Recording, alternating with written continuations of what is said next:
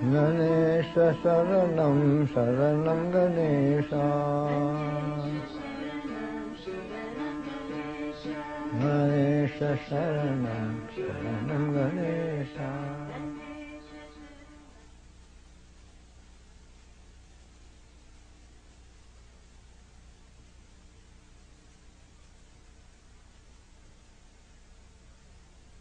Hari Om.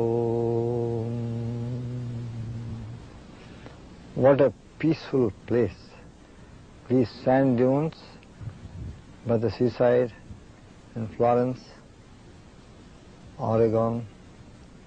Beautiful, beautiful. Same sands as we have near Shivananda Ashram, Muniki Reti. The sands of the silent sages. White sands glistening by the side of sacred river Ganges.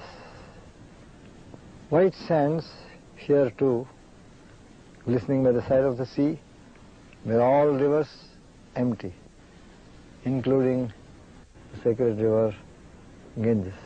No doubt that a bath in the sea is regarded as holy and sanctifying as a bath in the Ganges. Or they say the sea is all rivers included. Sarvatirtha, Sagara, Sarvatirtha. Sea is all rivers included, verily. Therefore, the sanctity associated with all holy rivers is at once found in the waters of the sea, where all rivers lose themselves and become the sea. Such indeed are the diverse life streams of countless individual souls that live upon earth as so many individual human beings.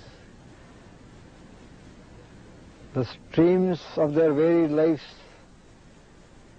ultimately have but one self-same destination, namely the ocean of everlasting life, the ocean of eternal existence that we call God, the Supreme Being.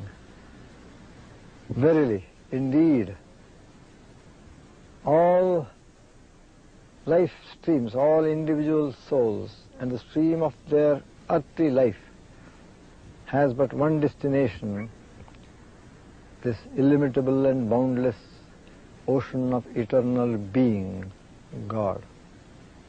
No less sacred are these white sands of the sand dunes here than the white glistening sands by the side of sacred river Ganga, Mother Ganga, Himalayas. How much Gurudev, Swami Shivananda would have loved this beautiful, peaceful, solitary place by the seaside. In the midst of all his apparent activities connected with the society, his ashram and disciples, devotees, writing of books, Holy Master was indeed a solitary man. He was a solitary soul. He loved silence, he loved solitude, he loved aloneness. And I believe he just tolerated and suffered his having to be with people because it gave him a chance to serve them, to be useful to them, to bring some benefit into their lives and direct them towards God and their own highest blessedness. It is this aspect of being with people that made company tolerable to Master, and he rejoiced in it as it gave him a greater and greater occasion and opportunity to serve God's children. What a large heart, what an ideal human individual. Never have I come across such a one in my life. Great has been my blessing and privilege to have served at his feet for 20 long years, from 1943 when I reached him, until 1963 when he returned to his eternal abode. I must consider myself blessed. And it is in the form of a little measure of grateful return for what his company has been to me, what his service has been to me, that I continue to carry on his message and further his teachings and thus serve him. This is perhaps a little way of repaying to some measure the irreparable debt of gratitude that he has put all his disciples, who I had the blessedness of being with him, seeing his ideal life and serving him. Beautiful. Thanks to the Lord for this beautiful day,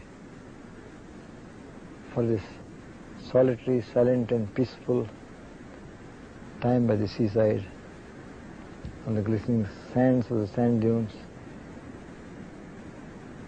I dedicate this little hour of silence in memory of beloved and holy Master Swami Shivananda, whose centenary we are to observe in the year 1987.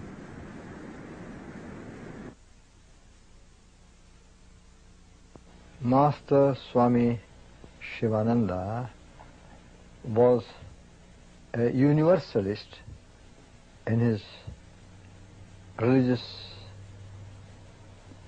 ideas. He was truly a cosmopolitan, a citizen of the world, in his feeling of oneness with all humanity, all mankind. For him there was no